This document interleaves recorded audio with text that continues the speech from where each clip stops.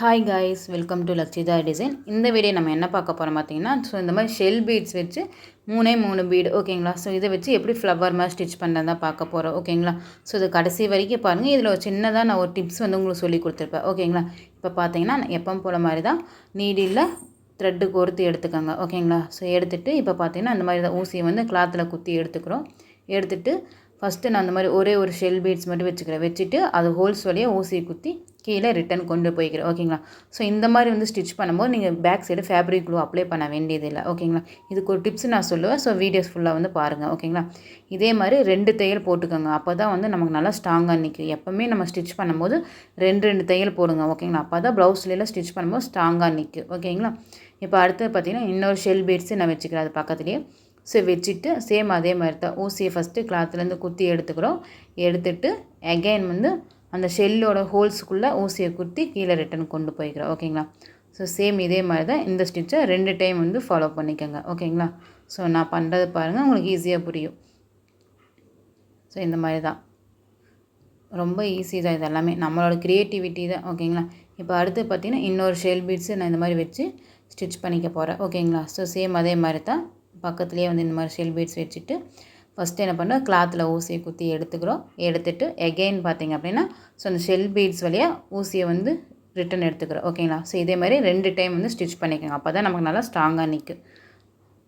அடுத்தது பார்த்திங்க அப்படின்னா இந்த சின்ன டிப்ஸ் சொன்னேன் பார்த்தீங்களா, அது இப்போ தான் பண்ண போகிற பாருங்கள். இந்த மாதிரி ஃபஸ்ட்டு சென்டரில் ஊசியை குத்தி எடுத்துக்கோங்க ஓகேங்களா. எடுத்துகிட்டு த்ரெட்டை அந்த ஷெல் பீட்ஸ் எல்லாம் சேர்த்து ரொட்டேட் பண்ணிக்கிறேன் ஓகேங்களா. நான் பண்ணுற பாருங்கள். இந்த மாதிரி ஃபுல்லாக ஒவ்வொரு ஷெல் பீட்ஸை எடுத்து இந்த மாதிரி ரொட்டேட் பண்ணிக்கோங்க ஓகேங்களா. ரொட்டேட் பண்ணிவிட்டு எங்கே ஆரம்பித்தோமோ அது பக்கத்துலேயே ஊசியை குத்தி கீழே ரிட்டன் எடுத்துக்கோங்க ஓகேங்களா. இந்த மாதிரி த்ரெட்டை நம்ம ரொட்டேட் பண்ணும்போது அந்த பீட்ஸ்லாம் நல்லா நமக்கு ஃபுல்லாக டைட் ஆகிடும் ஓகேங்களா.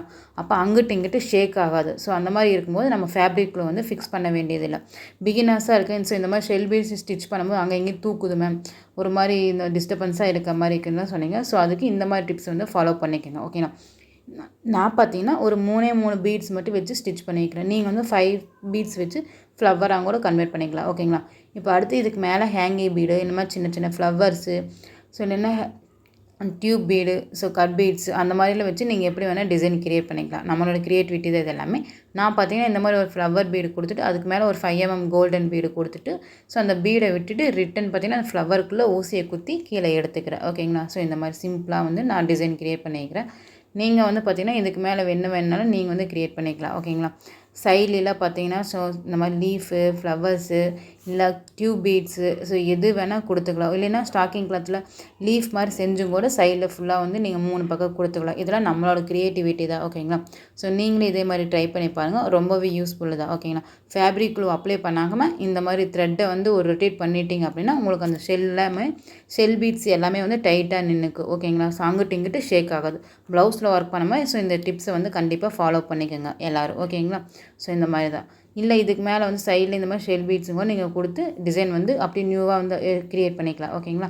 இப்போ அடுத்து பார்த்தீங்கன்னா எப்போ போல மாதிரி தான் பேக் சைடு திருப்பி 2-3 தையல் போட்டு நாட் போட்டு எடுத்துக்கிறேன் ஓகேங்களா.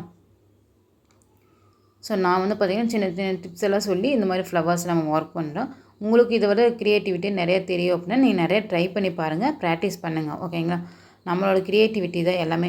மார்க்கெட்டில் பார்த்தீங்கன்னா நிறையா பீட்ஸ் வெரைட்டிஸ் இருக்குது. அதெல்லாம் வாங்கி டிஃப்ரெண்ட்டாக க்ரியேட் பண்ணுங்கள் ஓகேங்களா. இப்போ அடுத்து பார்த்தீங்கன்னா இந்த மாதிரி தான் ஃபைனலாக நம்ம ஒர்க் பண்ண பீட்ஸ் இந்த மாதிரி தான் இருக்கும். சின்ன சின்ன புட்டாஸ் ஒர்க் மாதிரி ப்ளைன் ப்ளவுஸில் பண்ணிக்கலாம் ஓகேங்களா. நெக்ஸ்ட் என்னென்னா அடுத்த வீடியோவில் பார்க்கலாம் ஓகேங்களா.